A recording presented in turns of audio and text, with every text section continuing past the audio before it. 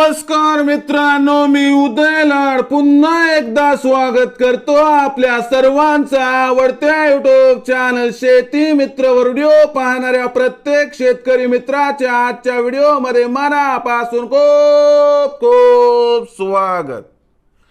मित्रांनो, thumbnail पाहितलं, title वाचलं, होय मित्रांनो, सामान्य कापूस उत्पादक कास्तकार बांधवांचा सर्वात महत्वाचा सवाल की अखेर मार्च महिन्यात आता देशांतर्गत बाजारामध्ये कोणत्या भावावर करावी कापसाची विक्री।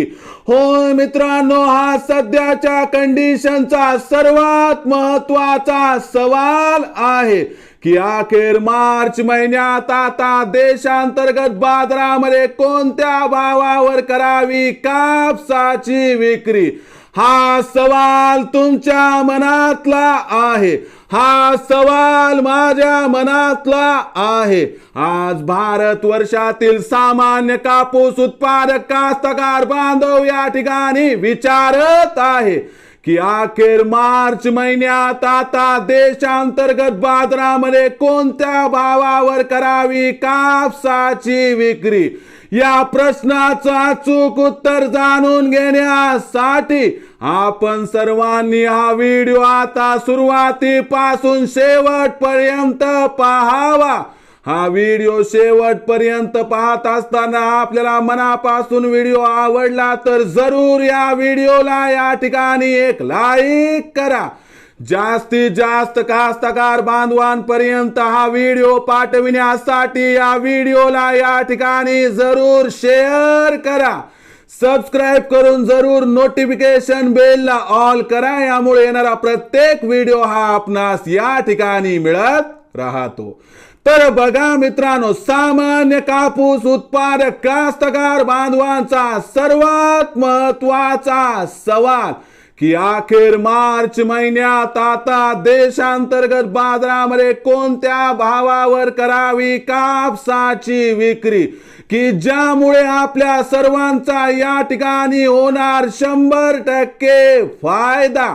या प्रश्नाचं अचूक उत्तर जाणून घेण्यापूर्वी सध्या देशांतर्गत बाजारामध्ये कापसाची बाजारभाव पातळी काय आहे, सध्या देशांतर्गत बाजारामध्ये कापसाची मागणी पुरवठ्याची स्थिती काय आहे आणि आंतरराष्ट्रीय बाजारामध्ये सध्या कापसाची मागणी, कापसाचा पुरवठा आणि कापसाचा बाजारभाव कसा आहे आणि या सर्वांचा परिणाम अखेर मार्च महिन्यात कसा होणार।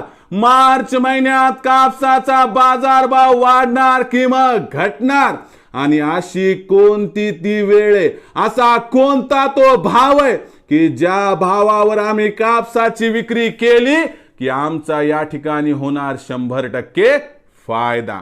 तर बघा मित्रांनो, आजच्या कंडिशनला कापसाच्या बाजारभावाचा विचार केला तर देशांतर्गत बाजारामध्ये कापसाची बाजारभाव पातळी ही 6,800 ते 7,500 च्या दरम्यान दिसत आहे।